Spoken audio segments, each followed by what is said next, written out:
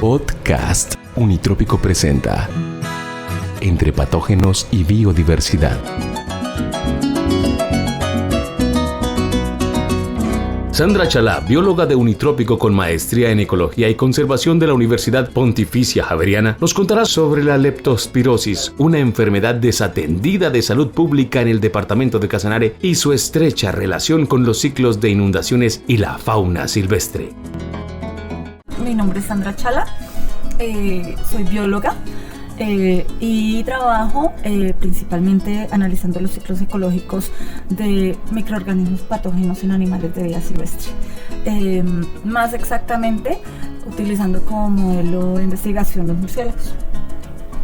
El podcast se llama Entre patógenos. Hablemos de los patógenos que investigan ustedes. Los agentes patógenos son un grupo de microorganismos que están presentes a lo largo del planeta y que están clasificados dentro de diferentes grupos. Hay virus, bacterias, hongos, y pueden ser microorganismos que resultan nocivos para ciertas especies y para otras no. Cuando son nocivos para una especie, entonces uno habla de un microorganismo patógeno, ¿cierto? Un microorganismo que es capaz de desencadenar en un ser vivo unos síntomas. Por ejemplo, puede desencadenar un dolor de cabeza, problemas gastroenterológicos, puede ocasionar una respuesta inmune. El COVID fue un... El SARS-CoV-2. Entonces SARS-CoV-2 ocasionado unos síntomas puntuales, ¿cierto? Y a ese conjunto de síntomas lo vamos a determinar como una enfermedad. Eso es pues como lo que resume es un patógeno y lo que ocasiona. ¿Cuáles son los patógenos que están investigando ustedes en el LEMO? Dentro del proyecto que estamos ejecutando en este momento estamos investigando 3 patógenos. 2 de ellos son virus, el virus del Nilo occidental, el virus de influenza aviar y un grupo de bacterias que son conocidas como el género Leptospira.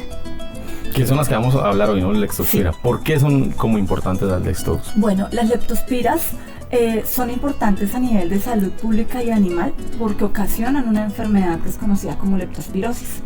Esta enfermedad tiene diferentes síntomas, dentro de los cuales en su estadio inicial están, por ejemplo, el dolor de cabeza, el malestar general, fiebre. Y al ser síntomas como tan generales en la población humana, hacen que sean confundidos con enfermedades como Zika, chikungunya, dengue, gripa. Y entonces cuando las personas llegan a los hospitales con estos síntomas, por ejemplo en los llanos orientales, se presenta mucho que lo que piensa de inmediato el médico es tiene dengue, tiene chikungunya, y las pruebas iniciales que se envían son para este tipo de enfermedades, por lo que enfermedades como leptospirosis son subdiagnosticadas no solo en Colombia ni a nivel local, sino en todo el mundo, por los síntomas tan generales que presentan. Y bueno, pues si se llega a diagnosticar leptospirosis, ¿qué se debe hacer? Bueno, primero que todo, ¿cómo se diagnostica? Los métodos de diagnóstico para esta enfermedad son diversos. Existen pruebas de microaglutinación, que son unas pruebas específicas en donde se tiene una porción del antígeno, es decir, de la bacteria, ¿cierto? Y mediante la adición por unas proteínas se logra detectar si hay anticuerpos, ¿cierto? La microaglutinación permite ver unos botones en los que se identifica o no la presencia de los anticuerpos puntuales para ese microorganismo. Pero también hay otro tipo de pruebas que son las pruebas moleculares. Entonces hay detección mediante amplificación por reacción en cadena de la polimerasa, y son unas pruebas en donde tú lo que haces es aislar los ácidos nucleicos de esa muestra que tienes, dependiendo, por ejemplo, si es puntualmente para leptospirosis, entonces se utilizan muestras de orina o muestras de tejidos, dependiendo de a qué o quién se le tome la muestra. Extraes esos ácidos nucleicos y luego generas muchas copias de esos ácidos nucleicos, ¿sí? Para luego identificar puntualmente cuál es la que tú necesitas, si existe o no existe en esa muestra. Y me permite no solamente detectar que tienes una leptospira, sino llegar hasta cierto punto de saber cuál es la leptospira que tú tienes, ¿cierto? O que tiene el paciente puntualmente. Digamos que podría llegar a ser como una pandemia, Hay que tener en cuenta que los microorganismos que son patógenos tienen diversos factores por los cuales pueden o no dispersarse, ¿cierto? Uno es el medio de dispersión que tienen, por ejemplo, si es el agua, el aire, si es por ingesta. la capacidad que tiene de crecimiento el microorganismo, es decir, la capacidad que tiene de reproducirse, de replicarse, y otra es la movilidad que tienen los organismos que se infectan. Yo puedo tener, por ejemplo, algo como SARS-CoV-2, ¿cierto? Que tenía una facilidad de contagio muy rápida porque se estaba generando el contagio a partir de los aerosoles de las personas cuando estornudaban, cuando hablaban, ¿cierto? Por las secreciones. Pero cuando se contiene, es capaz de contenerse esto en una población pequeña, pues digamos que es esa, que le afecta la movilidad. Si tú recuerdas, en SARS-CoV-2 lo primero que hicieron fue cerrar aeropuertos, ¿cierto? Para evitar que las personas se movieran grandes distancias, que fue lo que más favoreció la dispersión. Entonces, en este orden de ideas, Leptospira no es una bacteria que sea de fácil crecimiento, pero sí tiene facilidad de moverse en cuerpos de agua. Entonces tienes que tener acceso a cuerpos de agua y heridas abiertas para poderte infectar o estar en contacto con excretas de animales o de personas que estén contaminados. Y actualmente existen medicamentos capaces de contrarrestar la enfermedad. Las leptospiras son susceptibles a antibióticos de amplio espectro. Entonces, cuando tú vas particularmente con signos de enfermedad y los médicos descartan ciertas variantes dentro de un diagnóstico, si ven la necesidad, ¿qué te indican? Un antibiótico, ¿cierto? Con el antibiótico, digamos que ya eliminas las poblaciones de la bacteria porque es un organismo bacteriano. Hablar de términos de una pandemia de un microorganismo como este en estos momentos no lo veo viable. Sin embargo, si hay brotes muy grandes, como los que ocurrieron hace algunos meses en Brasil, por la inundación que hubo. No sé si conoces el caso, en una ciudad de Brasil hubo un brote en donde hubo más de 300 muertos, porque se inundó toda la ciudad, inclusive las zonas rurales, y habían leptospiras en el ambiente, y al inundarse toda la ciudad se generó una biopelícula en esos cuerpos de agua, a la cual tenían acceso obviamente los habitantes al estar encerrados dentro de toda la inundación, y apareció un brote de leptospirosis. Desafortunadamente hubo muertos porque pues la atención médica no pudo ser tan efectiva, tan rápida como quisiera, porque todo estaba completamente bloqueado. Y es muy, digamos que no es tan frecuente el caso en el que la leptospirosis llegue a ser letal, ¿sí? ¿Por qué? Porque la sintomatología en los seres humanos puede ser controlada más fácilmente. Es más fácil. Bueno, hablemos de hospederos. ¿De qué son los hospederos? Bueno, entonces, cuando yo tengo un microorganismo patógeno, sí, los microorganismos patógenos, como todos los seres vivos, necesitamos donde vivir, ¿cierto? Sí. Los hospederos, ¿qué son? Ese ecosistema donde vive ese patógeno. Hay microorganismos que tienen periodos de vida en los que requieren de un hospedero, como leptospiras, pero ellas también tienen la facilidad de vivir cierto periodo de tiempo en vida libre, y por eso se encuentran en el agua, ¿sí?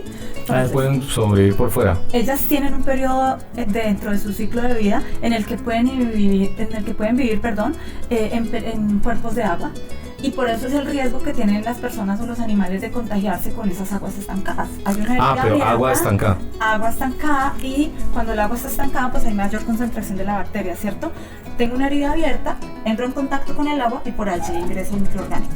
Cuando ingresa al perro, al gato, al ser humano, en ese momento estamos empezando a hablar de que ese organismo se convierte en un hospedero, ¿cierto? Puede ser un hospedero temporal o permanente. Entonces, este ser vivo, que particularmente para las leptospiras son habitualmente mamíferos, va a generar un ciclo interno dentro de sí mismo, en donde las bacterias se van a multiplicar. ¿Cuánto tiempo dura una bacteria? Estas bacterias tienen un ciclo de infección de más o menos unos 3 meses. A partir del momento en el que el individuo entra en contacto con la bacteria, son más o menos unas 4 semanas en que entras en pico de infección, y entonces en los primeros 8 días están circulando en todo el torrente sanguíneo, y luego empiezan a irse hacia los diferentes órganos. Sin embargo, las leptospiras tienen un mayor gusto por cierto tejido. Esos gustos o esa predilección le llamamos un tropismo, y esa predilección la tienen principalmente hacia el tejido renal, hacia los riñones. Entonces, ellas primero se dispersan por todo el cuerpo y luego se van replegando solamente al riñón. Cuando llegan al riñón, entonces empiezan a excretarse en la orina, y es por eso que hay que tener cuidado con las excretas de los animales infectados, porque ellos van orinando y van excretando las leptospiras, ¿cierto? Y ese periodo de excreción dura aproximadamente unos 3 meses. hay individuos que duran estos 3 meses excretando las leptospiras, tienen un periodo en que la excreción disminuye, llega casi a 0 y luego vuelve a haber otro pico. Cuando esto pasa, en que un hospedero tiene esas fluctuaciones de excreción, entonces ya tú empiezas a hablar de un hospedero permanente. Y eso quiere decir... O sea, que vive con la leptospira adentro. Eso quiere decir que ese animalito es capaz de albergar la bacteria y la mantiene dentro de un ciclo, es decir, mantiene la población de la bacteria sin que se enferme, sin que genere síntomas. Y con base en eso, entonces, estos hospederos son permanentes y las leptospiras no empiezan a buscar otro hospedero donde irse, ¿ves? Sino ahí están Sino bien. que se van manteniendo el ciclo dentro de ese sistema que es ese animalito que consideramos especie. Digamos, los patógenos son como los seres humanos, nacen, crecen, se reproducen, mueren. Sí, dependiendo obviamente del tipo de patógenos, entonces vamos a hablar de unas reproducciones diferentes, ¿cierto? Las bacterias tienen un tipo de reproducción, pero también hay hongos, también hay virus. Hay unos procesos diferentes. En el caso de la leptospira. Las leptospiras van a tener unos procesos de división celular, pero esos procesos de división los hacen de forma intracelular. Ellas solamente se van a dividir cuando se encuentran dentro del organismo. En vida libre no lo hacen, porque necesitan unos ciertos nutrientes, las que son patógenas, porque tenemos unas leptospiras patógenas y unas no patógenas. Es decir, las no patógenas están en vida libre, nos podemos contagiar con ellas, por decirlo así, pero no nos van a ocasionar ningún tipo de enfermedad. Bueno, entonces ya digamos que estas que vienen los hospederos y están allá, ¿tú qué recomiendas, digamos, a la gente que hablábamos fuera de micrófono, que los seres humanos somos el animal que más, digamos, que interviene en los ecosistemas de ellos, que no respetamos de alguna forma, además porque pues tenemos la tecnología y bueno. Nosotros como seres humanos, cuando hablamos un poco de la prevención, de los cuidados que tenemos que tener para no contagiarnos con leptospiras particularmente, lo primero lo que pensamos es en tener unas medidas higiénicas adecuadas, ¿cierto? Lavar los alimentos antes de consumirlos, lavarnos las manos, procurar no entrar en contacto con aguas estancadas. Por ejemplo, aquí cuando empieza la época seca, que empiezan a disminuir los cuerpos de agua, esas aguas concentradas pueden estar infectadas. Pero también pueden estar infectadas las aguas cuando estamos aguas arriba, es decir, cuando toda la sabana está infectada. Entonces, lo ideal no es no mojarse, obviamente, pero sí tener mucho cuidado con dónde voy a estar. Entonces, dónde voy a estar es si yo sé que tengo unos hospederos que son silvestres, ¿sí? Y que puedo tener algún riesgo de infección, pues entonces voy a procurar el no contacto con cuerpos de agua, en las matas de monte, en los lugares, por ejemplo, donde está el ganado lejano al que están manteniendo, al que están vacunando, porque puede dar riesgo de infección. Pero yo creo que la manera más adecuada en la que podemos evitar que se dispersen estos patógenos es tratando de mantener esa barrera que existe entre los animales silvestres y nosotros. ¿Por qué? Porque cuando yo le altero el hábitat a esos animales silvestres que son hospederos permanentes, pues entonces si yo hago que estos animales migren, si yo hago que el zorro migre, si yo hago que el murciélago migre hacia otros hábitats, pues ellos van llevándose la enfermedad hacia otros lugares y la van a poder dispersar, ¿cierto?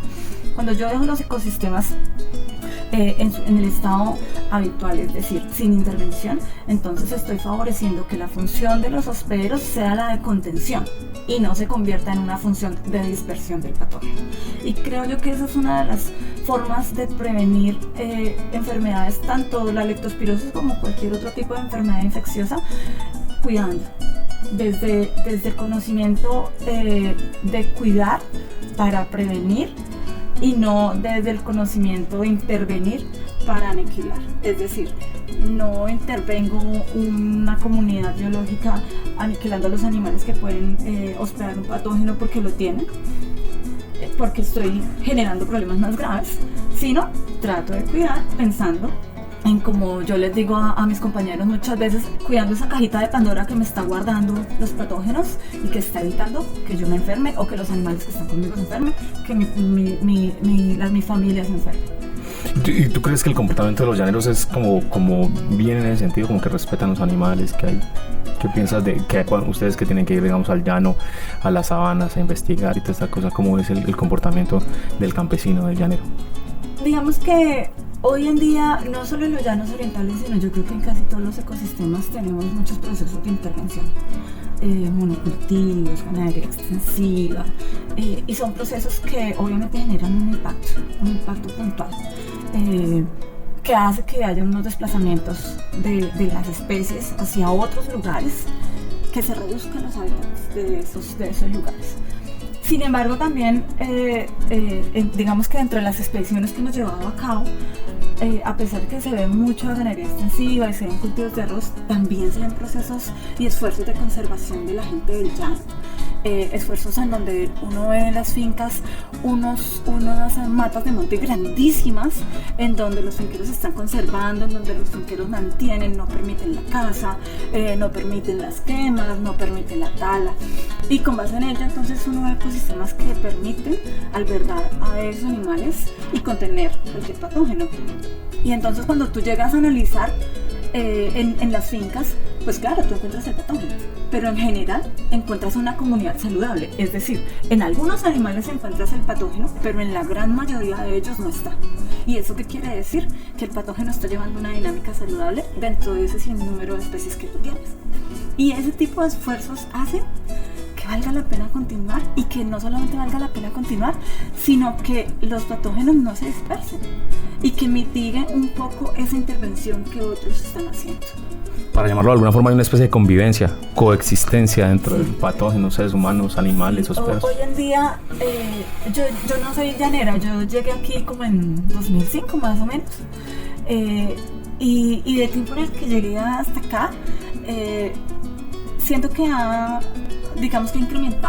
incrementado mucho el esfuerzo de la gente. Es más consciente.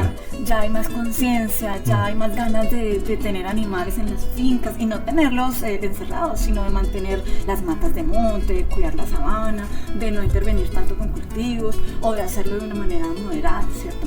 Y digamos que cuando uno va a este tipo de expediciones es muy gratificante ver que hay una diversidad consolidada y que se mantiene. Hay una mayor conciencia por parte del campesino y del ganadero. Yo te quiero contar que estuve en Trinidad hace no sé, como 5 años y vi chiviros grandísimos, parecían, yo la verdad no había visto chiviros así y rojos. Y entonces hablaba con los campesinos de allá y me decían que ellos dejan que el campesino mate para su consumo, pero no dejan que mate así como para vender. Sí, que saquen carne y vendan, no. Entonces me parecía muy, muy bonito poder porque además estaban coexistiendo con los pozos petroleros. Entonces digamos que alrededor de los pozos petroleros había chiviros, y yo dije, tan bonito y que esta gente tenga esa conciencia de conservación. Claro. En ese caso, Doc, y para finalizar, digamos, nosotros nos contagiamos, pero nosotros también tenemos patógenos y claro, los podemos... Nosotros como seres humanos también tenemos unos procesos de adquisición de microorganismos que están dados por diferentes factores. El hecho de que yo tenga la capacidad de viajar largas distancias hace que yo pueda traer patógenos de un lado hacia el otro, ¿cierto? Yo voy a otro país y así como voy a traer sarcópteros de otro país, también puedo traer patógenos que no son nocivos, microorganismos que no son nocivos para los seres humanos, pero sí pueden ser nocivos para los animales. Y cuando yo llego aquí, viajé, no sé, de otro país a Yopal, y de Yopal me voy a la sabana a hacer una expedición y no tengo cuidado y no utilizo lo que tengo que utilizar para, por ejemplo, tomar una muestra, como son elementos de protección personal. Entonces yo puedo llevarle esos patógenos a los animales silvestres y ellos no están preparados para algo así. Yo creo que hay algo que sí queríamos como resaltar mucho dentro de la ejecución de todo esto, y es como agradecer a la población, a los finqueros, a los dueños de las fincas que nos permitieron como a los llaneros, a los vaquianos, a los compañeros, fortalecernos nosotros como investigadores, pero también escuchar sus preguntas, atender sus inquietudes, preguntarles y construir un poco este conocimiento entre todos.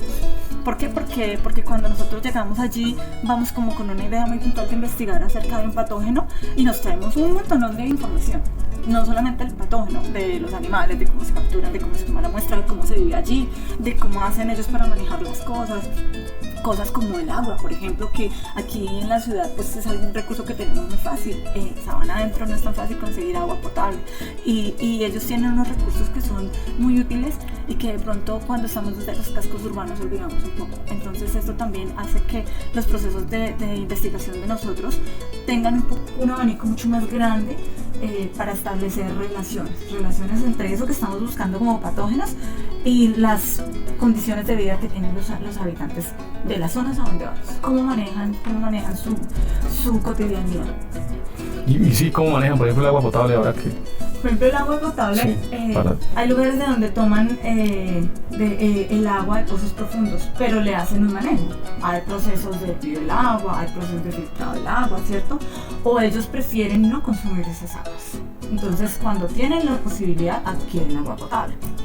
¿Sí? Y también se cuidan de no tomar aguas de aljibe, por ejemplo. Entonces, ya uno ve como ese cuidado que las personas en las fincas tienen, y que de pronto cuando yo era niña no importaba si tú te tomabas el agua del pozo porque pues no pasaba nada. Hoy en día hay mucho cuidado respecto a ese tipo de temas. Listo, muchas gracias. Vale, gracias. Sigue escuchando www.unitropicoestereo.com.